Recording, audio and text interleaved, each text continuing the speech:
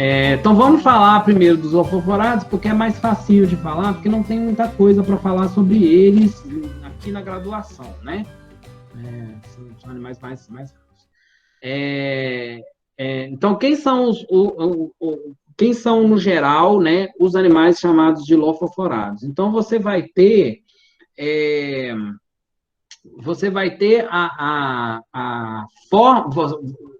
formas de vida, três tipos de formas de vidas principais desses animais. Mas três formas de vidas principais desses animais. Você vai ter animais bem pequenininhos, né, animais minúsculos, que vivem de forma individualizada, como está mostrando aqui, então são solitários, e que tem uma coroa de tentáculos, que é o lofóforo sobre o corpo, e vivem lá filtrando a água. Você vai ter animais semelhantes a esses, mas que vão ter o corpo bem maior, e aqui só para localizar, aqui vai estar os animais chamados de entopróctos e os ciclióforos, né? São microlofoforados. Você vai ter também animais que têm o lofóforo, mas que têm o corpo grande, como é o caso dos braquiópodes, que são esses que estão aqui, e os foronídeos, que está mostrando aqui no cladograma bem baixo, aqui onde eu estou indicando com o meu dedo, os foronídeos. Eles são grandes. Agora, você pode ter também animais que são pequenininhos, como esses, que têm o lofóforo, mas que formam colônias. Então, eles são grandes porque as colônias são grandes, mas cada indivíduozinho ali dentro é pequenininho. E aí é o caso dos ectopróctos, que são esses briozoários aqui, né? Eu já mostro uma fotinha deles com mais detalhes. E você tem um grupo de animal que não é lofosforado, né? Não tem lofóforo, é um criptrocozoário sem lofóforo, que a gente não sabe bem exatamente onde ele está. Às vezes ele é colocado proximamente relacionado com moluscos, às vezes ele é colocado proximamente relacionado com brachiozoários. Então, eu coloquei ele aqui junto com lofosforados, mas não se confundam, porque ele não tem lofóforo, que são os nemértios, os nemertinos, os vermes nemertinos, ou vermes fita, que eles vão ter o corpo eles vão ter a larva muito parecida com a larva dos lofosforados, mas eles não desenvolvem lofóforo. Eles têm, na verdade, uma probóscide muito comprida, que eles vão usar para alimentar, que eles são predadores, tá? Predadores, coletores de pequenos vertebrados do solo. Então, são essas três formas de vida. Quais são as principais características? Quais são as principais características que eu vou utilizar para poder classificar esses animais chamados de lofosforados? Então, primeiro, já falei que é o lofóforo, né? A segunda característica é o corpo ou vermiforme, no caso dos nemertinos, ou caliciforme, que é como está mostrando aqui nesse entoprócto, que esse corpo caliciforme, a alunozoa mais esperta já vai, na hora, pensar que é porque eles são animais sésseis, e é isso mesmo. Como eles deixaram a vida móvel, errante, e se tornaram sésseis, eles perdem aquele corpo comprido, né, vermiforme, e passam a ter o corpo caliciforme. Dá para ver direitinho esse bichinho aqui, ó. Parece certinho uma taça, com a borda da taça toda cheia de tentáculos, certo? Muito parecido com o que a gente viu lá com os rotíferos, né? Os gnatíferos. Então, eles vão ter o corpo caliciforme, né? Ou então cilíndrico. Às vezes, eles têm o corpo cilíndrico, que é como está mostrando aqui para o braquiópodes, também é o que mostra lá para o foronídeo, é um corpo cilíndrico, porque quando o corpo cresce demais, não dá mais para ser caliciforme, porque não sustenta, não tem como sustentar um corpo muito grande com um pezinho, né, um pedúnculo. Então, o corpo se torna todo cilíndrico, ele fica todo cilíndrico, na forma de um tubo cilíndrico, tá? Uma característica que também você pode usar para diagnosticar esses animais é que eles têm uma cutícula, né? Uma epiderme cuticular, que é formado ou de quitina ou de proteínas, né? Glicoproteínas. Mas eles têm uma cutícula E essa cutícula cobre o corpo do animal formando uma capinha. Então, não sei se está dando para ver aqui, mas essa forminha de taça aqui está mostrando bem, ó. Essa coisa que está azul é a cutícula. E o que está amarelinho lá dentro do azul é o corpo real do animal, né? A parte real do animal. Epiderme, mesoderme, ectoderme, etc. Então, eles têm essa cutícula. Essa cutícula, ela pode ser calcificada, né? Ela pode formar ela pode ser impregnada de fosfato de cálcio e ficar enrijecida, mas também o animal pode produzir um exoesqueleto de carbonato de cálcio, ou seja, um exoesqueleto, uma concha, onde o animal vai ficar protegido, que é, por exemplo, está mostrando aqui, ó, os braquiópodes, eles têm uma concha muito parecida com a concha de uma ostra, né, de um molusco bivalve. Então, vocês estão vendo aqui a concha, certo? Então, esse exoesqueleto também é característica desses animais, tá? E aí é lógico, se ele tem uma cutícula e um exoesqueleto, ele não vai ter a epiderme ciliada, então a epiderme pode ser nua. Agora, se ele não tiver uma cutícula, que é, por exemplo, os nemertinos não têm cutícula, então eles vão ter a epiderme ciliada. Bem parecido com os plateumintes, o que faz sentido, né? Porque essa epiderme ciliada deriva do ancestral bilatério, e não é uma característica exclusiva desse grupo. Como eu já falei, eles vão ter celoma, né? Então a maioria deles é celomado, mas outros deles, vou dizer assim, a maioria dos trocozoários é celomado. Agora, a maioria dos lofoforados não é celomado, é blastocelomado. Na verdade, nem é um tipo específico de blastoceloma, onde ele vai reter uma parte de celoma e uma parte de blastoceloma. Então, na hora que você olha o celoma desse animal, ele vai ter como se fosse duas bolsas, uma dentro da outra, né? Você imagina assim, duas bolsinhas, uma dentro da outra. A mais interna vai ser a blastocele retida, o blastoceloma, e a mais externa vai ser o celoma mesmo, a mesoderme, tá? O celoma mesoderme. Mas quem realmente vai gerar a pressão hidráulica para sustentar tentáculos, sustentar o lofóforo e manter o corpo enrijecido, vai ser a blastocele. Desculpa, a blastocele, blastoceloma, tá? E é interessante, mas isso aí já é uma característica dos trocozoários no geral, que essa blastocele, ela vai gerar uma cavidade que a gente chama de hemocele.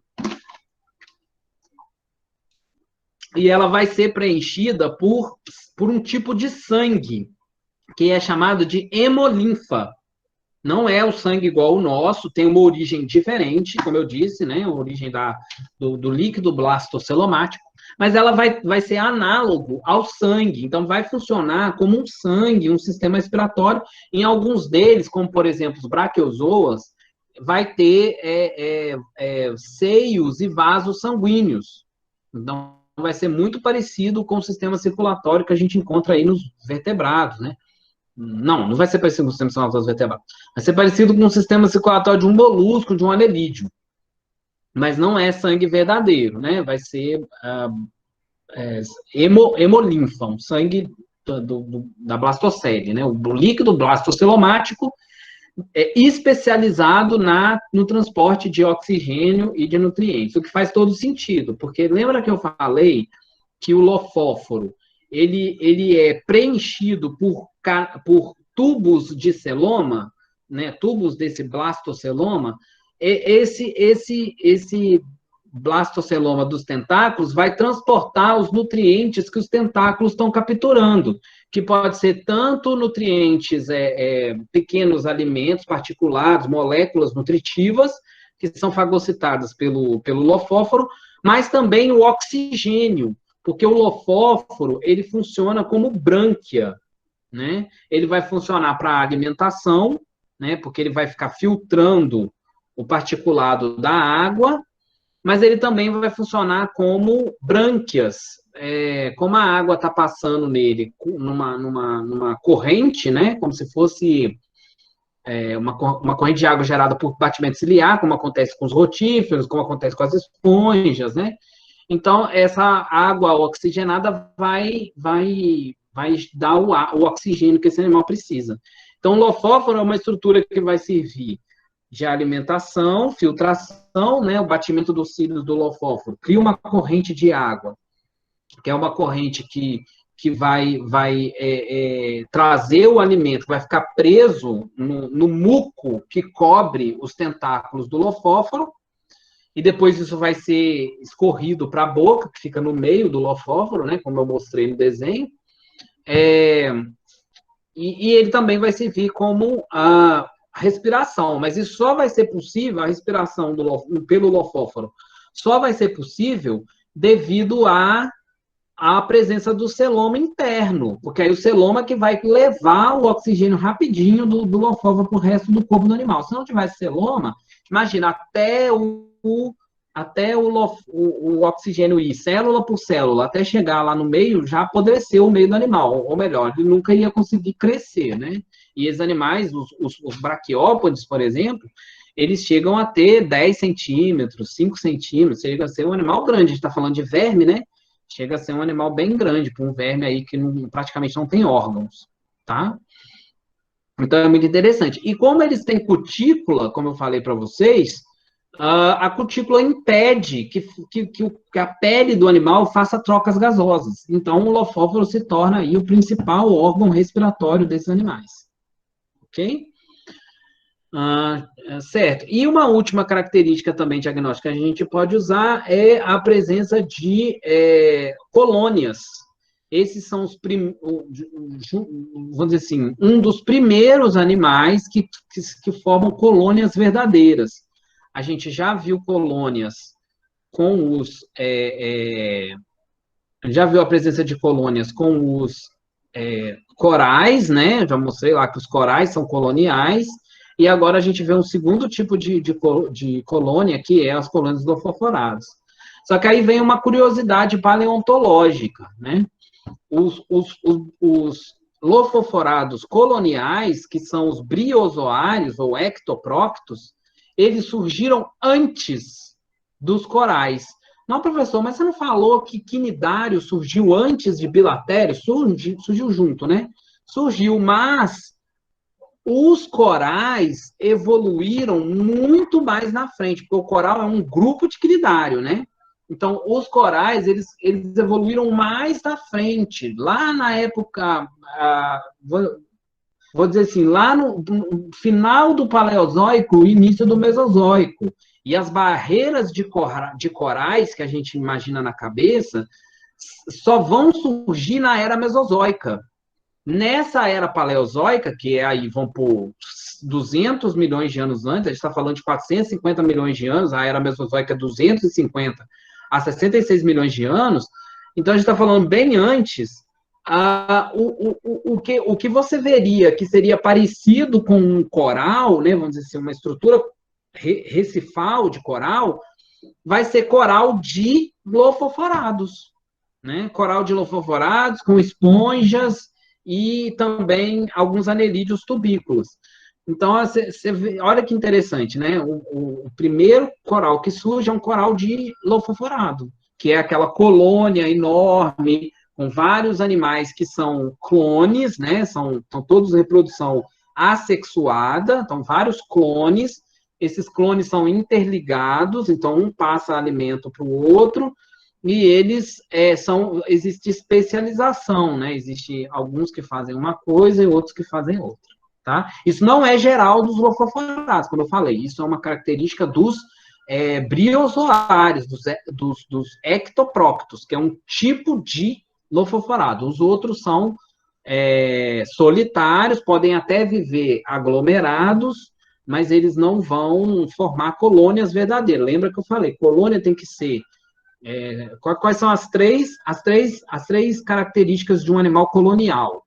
Primeiro, ele tem que viver junto, então tem vários indivíduos vivendo juntos, e eles são conectados um com o outro por algum tipo de estrutura, No caso dos ofoforados, é uma projeção da hemocele, né, do tecido do celoma. E no caso dos corais, era o tubo digestivo, não sei se vocês lembram, o tubo digestivo era interconectado, porque eles não têm celoma, né? Outra característica do animal colonial, eles são vários indivíduos iguais, produzidos por reprodução assexuada, são clones, e a terceira característica, que é a especialização individual. Então, não é todo mundo igual. Tem alguns que vão trabalhar só na captura de alimento, alguns que vão trabalhar só na reprodução, alguns que vão trabalhar só na defesa da colônia, outros na limpeza, outros na proteção, etc. Tá? Então, tem essa especialização. Certo? Então, o primeiro animal que vai evoluir colônia verdadeira vai ser os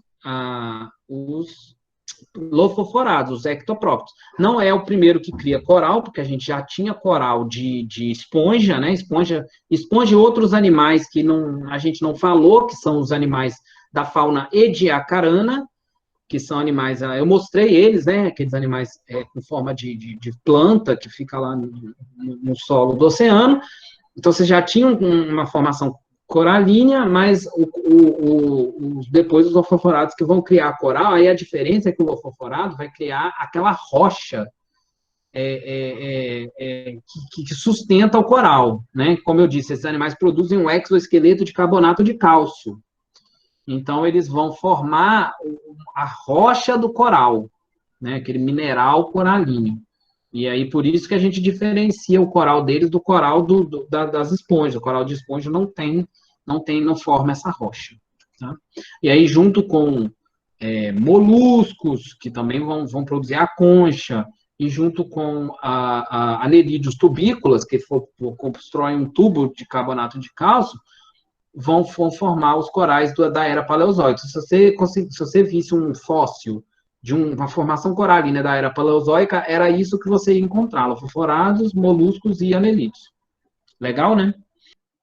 Pronto, então essas características que eu falei para vocês são as características gerais dos lofoforados. Como eu falei, são características bem genéricas, exceto a questão do lofóforo, né, que é a característica principal deles.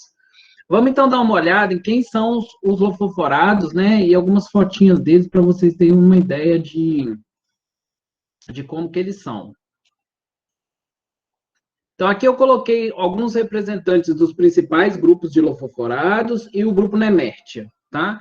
Então, esse aqui é o principal lofoforado que a gente tem, né? O mais diverso, o mais estudado e o mais comum, que são os briozoários. A gente vê que isso aqui é uma colônia, né? Então, tem 7 indivíduos nessa colônia. Alguns estão com lofóforo retraído, alguns estão com lofóforo protraído, né? Mas dá para ver claramente que é uma colônia, porque, exceto um gênero, todas as outras 5.000 espécies são coloniais, tá? Um muito parecido com ele vai ser os foronídeos, que são esses que estão aqui na figura. Então, a gente pode ver que eles têm, parece um corpo em forma de tubo, parecido com o que a gente está vendo aqui, e o lofóforo também parece uma coroinha de cílios, como a gente está vendo aqui. A diferença é que o corpo desse bichinho aqui é todo tubular, além dele ser solitário, aqui parece uma colônia, mas você está vendo que eles estão separadinhos. O corpo dele é todo tubular, e o lofóforo, ele é em formato de ferradura. Ele é como se fosse um U, assim, ó. Então, a parte da frente dele é aberta, né? Onde fica a boca. Enquanto que o lofóforo dos briozoários, ele é em forma de anel. Apesar de que na região da boca tem um entalhe, tem uma partezinha que parece que é meio falhada. Mas no geral, ele é em forma de círculo. Tá? Então, aí você diferencia. E o corpo é caliciforme, eles são coloniais, né? Então, dá para diferenciar a partir disso. E é lógico, esse aqui tem meio milímetro. Cada bichinho desse aqui tem meio milímetro. esse aqui já vai ter de 1 a 5 centímetros, né? Alguns podem chegar até a 15 centímetros, mas a maioria tem mais ou menos 5 centímetros. Então, é bem maior, né? 1 centímetro também pode acontecer, né? São pequenos. Então, dá para diferenciar dessa forma, tá? Entre um e o outro. Aqui você tem um braquiópode. Ele é um animal lofóforado. O lofóforo fica... mas ele produz uma concha, como eu já mostrei. Que é uma concha semelhante à concha de bivalves. Então, o lofóforo, ele fica dentro dessa concha, que aqui nessa figura está dando para ver mais ou menos, olha, vou chegar mais pertinho, ó. Está dando para ver mais ou menos, se você olhar lá dentro da concha, você vai ver que tem uma estrutura meio dobrada, na forma de U, com vários tentaculinhos, né? Então, dá para ver o lofóforo lá dentro. Então, o lofóforo fica dentro dessa concha e ela ou fica presa direto no substrato ou tem um pedúnculo que se enterra no substrato e a concha fica ali sempre para fora para poder filtrar a água, né? Todos eles são filtradores de água, certo?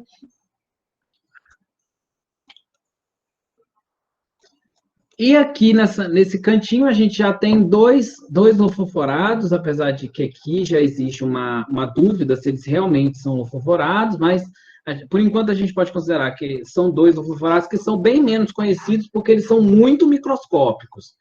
Esse daqui é um entoprocto, ele é muito, muito microscópico, é do tamanho de um rotífero, né? Só dá para ver ele no microscópio mesmo. Diferente desse aqui, dá para ver a olho nu. E esse daqui é um ciclióforo, que também é microscópio, como vocês estão vendo, isso aqui é uma foto de microscopia de varredura, então eles são bem miudinhos também, bem pequenininhos, certo? Como que eu vou fazer para diferenciar entre esses três tipos de lofoforados, né? Então, como eu disse, todos eles têm têm lofóforo em forma de coroa, então é um lofóforo todo circular, que dá para ver aqui, ó, em volta aqui da boca dele, né? O tentáculo está meio quebrado, mas dá para ver aqui em volta da boca dele. E esse aqui também dá para ver ele bem pequenininho aqui, ó. Aqui, ó, debaixo do meu dedo, tá vendo? Ó, parece uma escovinha, bem pequenininho na ponta da boca dele. Certo? Então, o formato do lofóforo é diferente. Aqui são muitos tentáculos, aqui são poucos tentáculos distribuídos em volta do corpo do animal, e aqui são muitos tentáculos, mas são bem pequenininhos, quase uma escovinha de dente, certo? E é lógico, esses são coloniais e esses daqui são solitários. Outra diferença principal entre eles é o fato de que esses daqui são animais celomados. Eles têm celoma verdadeiro entrando ali no meio dos tentáculos. Esses daqui não tem celoma nos tentáculos.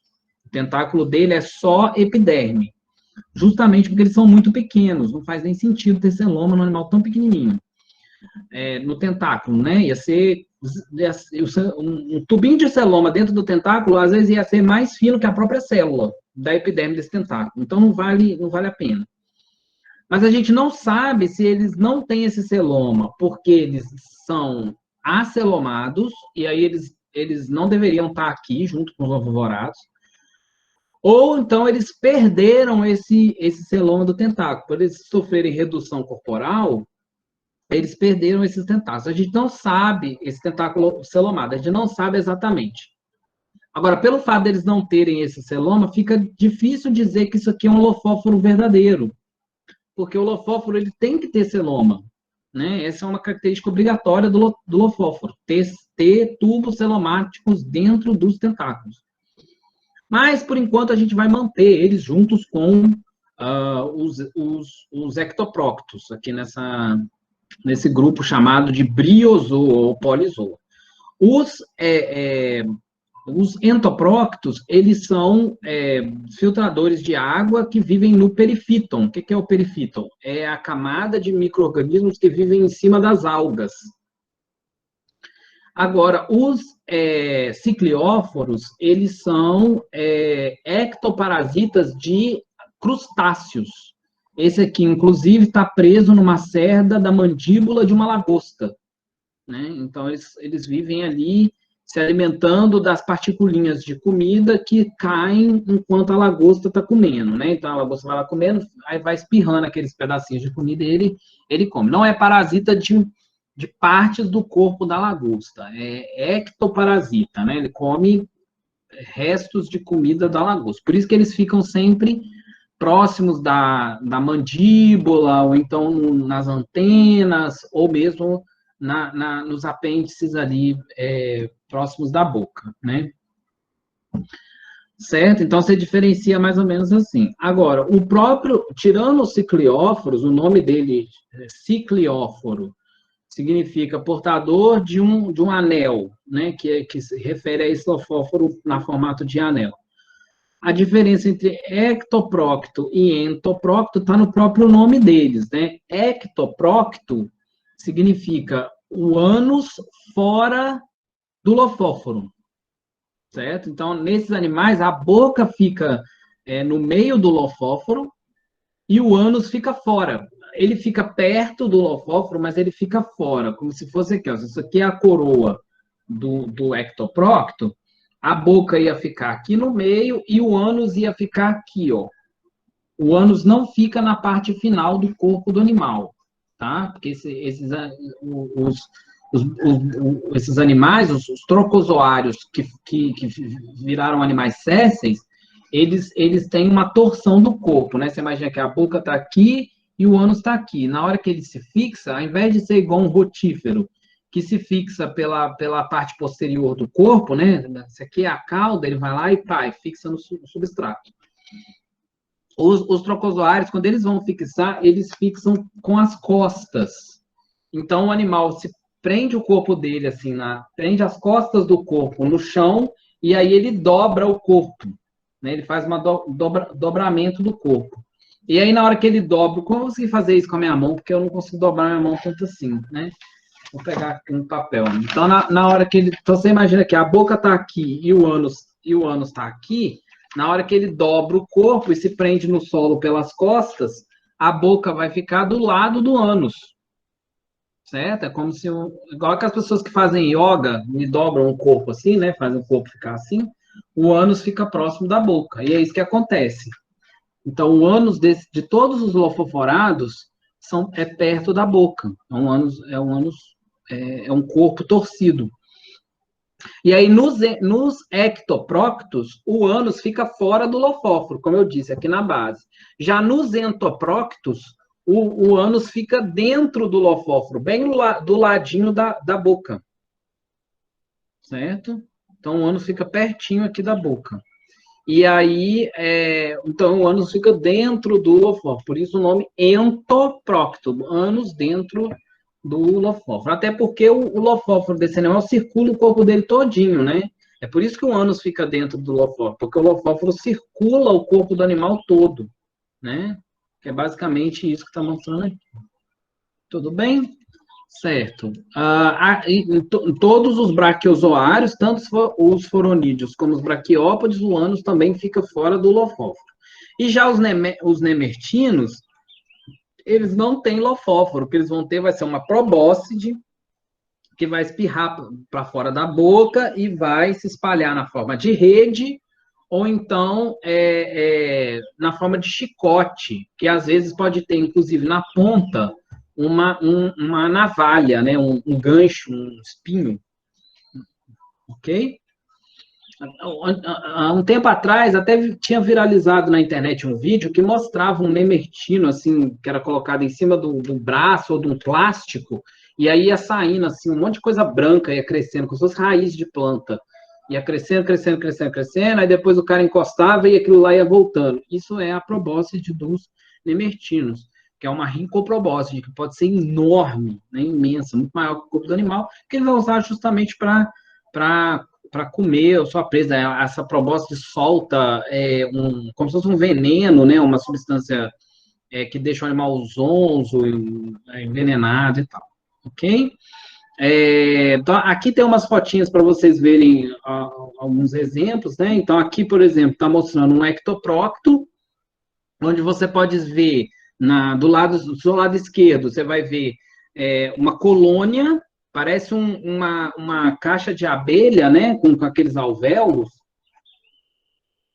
Então, você tem uma colônia deles, cada caixinha dessa fica um bichinho dentro, e aqui do lado, no esqueminha, a gente consegue ver como que é a conformação do corpo do animal, né? Você vê aí que tem uma caixa, uma caixinha, uma cápsula, que é em formato de caixão, né? Parece um caixão, ou uma caixinha de fósforo.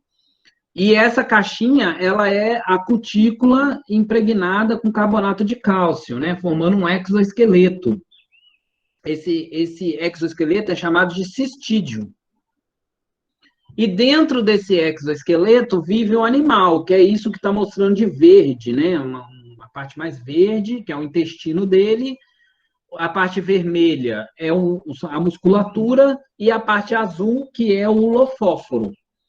E aí, esse animal ele pode entrar ou sair dessa caixinha, desse exoesqueleto, desse caixãozinho, de acordo com a necessidade dele. Você vê até lá atrás, tem um que está dormindo, né, que está dentro da caixinha, e os outros que estão do lado de fora, né, já se alimentando e tal. Então, se tiver um predador, alguma coisa assim, ele entra. A parte da caixinha, como eu disse, é chamada de cistídio, ou também chamada de zoécio, no caso dessa espécie, né, desse grupo, que é o grupo mais abundante de ectopróctos. E a parte que tem as vísceras e o lofóforo é chamado de polipídio. Então, cistídio e polipídio. Cistídio, que vem de cisto, que significa caixa. E polipídio vem de pólipo, que remete ao pólipo dos corais, né? Parece muito com o pólipo de um coral. Como eu falei, todos os ofosforados coloniais, eles têm especialização. Então, eu não vou ficar entrando em detalhes, mas você tem dois tipos básicos de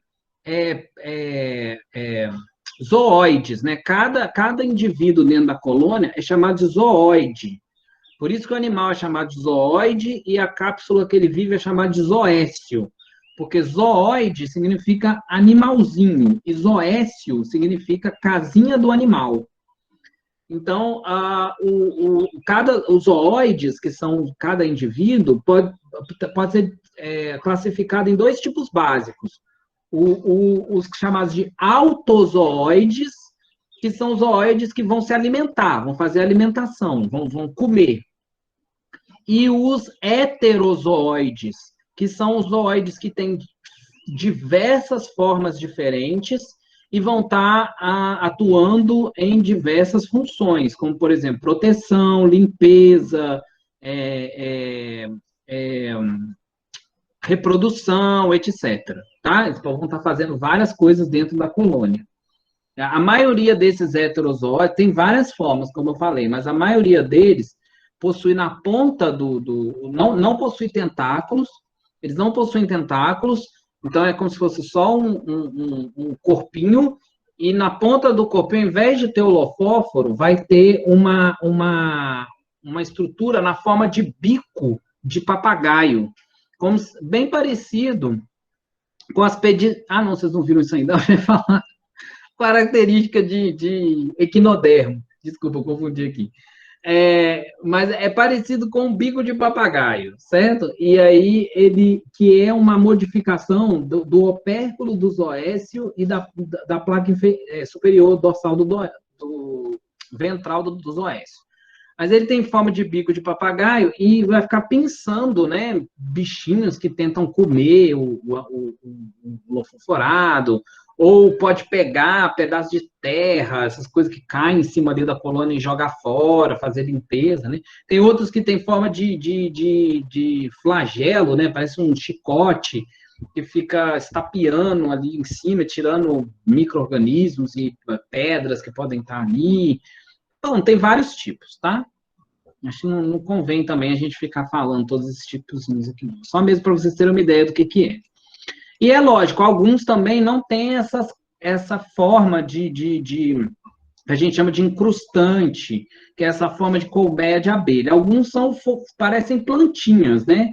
Tem um caulezinho, né? Um pedúnculozinho, e esse pedúnculo você vai ter vários indivíduos vivendo aí, né, nessa colônia na forma de plantas.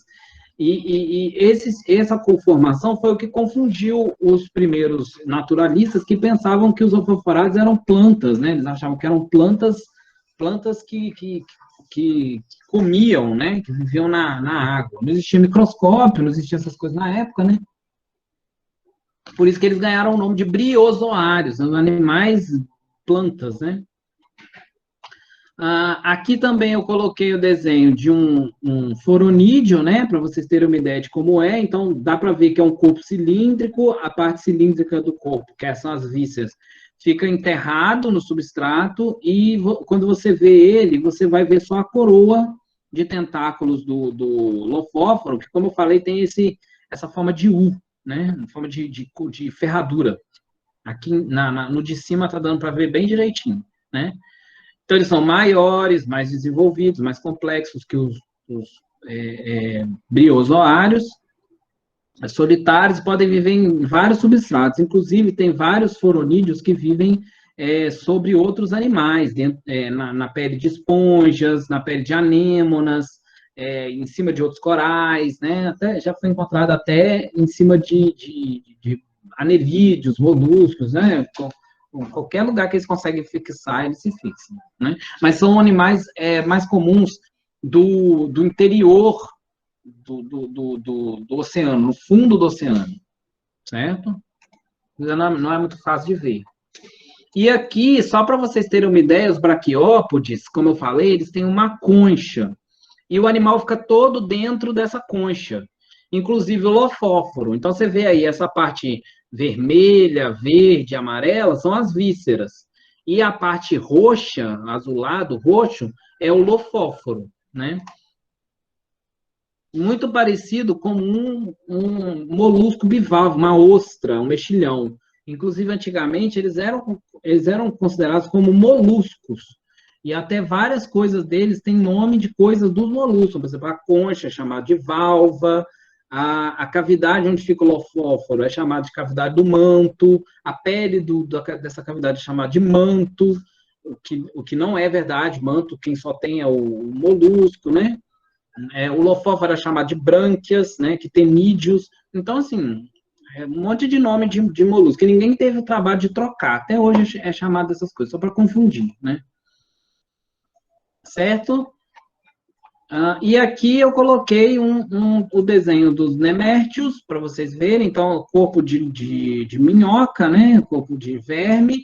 E aí aqui está mostrando ó, o verme com a probóscide estendida, enrolada numa lombriga, né? Eles são todos predadores, comedores de pequenos invertebrados. E aqui tem uma foto de um nemértio começando a everter a sua probóscide.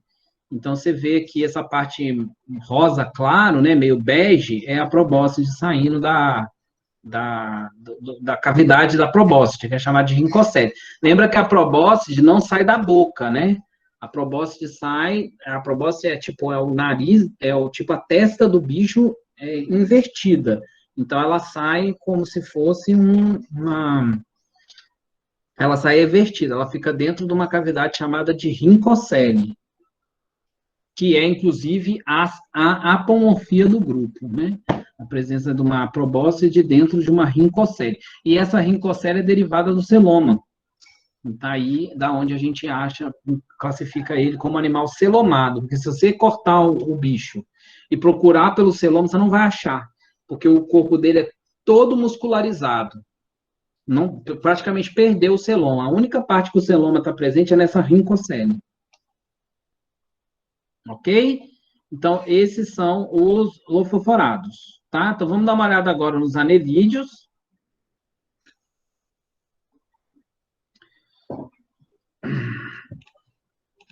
Então, vamos só voltar aqui antes de eu falar dos anelídeos, para mostrar para vocês algumas fotos deles, né? Então, aqui tem umas, esqueci de mostrar, ó, aqui tem umas fotos de lofoforados, né? Esse aqui é uma colônia de briozoários, aqui é ectopróctos, entopróctos, Aqui é um cicliófora preso lá na barbinha da lagosta, do caranguejo. Esses daqui são foronídeos. Aqui é um braquiópodo. Aqui é um verme nemertino. Eles podem ser bem grandes. Alguns já foi achado verme nemertino de até 5, 6 metros de comprimento. E aqui esse aqui bem do meio é uma colônia de briozoários, né, lofoforados de água doce. E é engraçado que essa colônia aqui, ela se move como se fosse um animal mesmo. Você vê ela movimentando na água, parece um animal todo peludo. Mas na hora que você vai ver, não é um animal, é uma colônia, né, que se move como se fosse um animal inteiro. É um bicho muito interessante.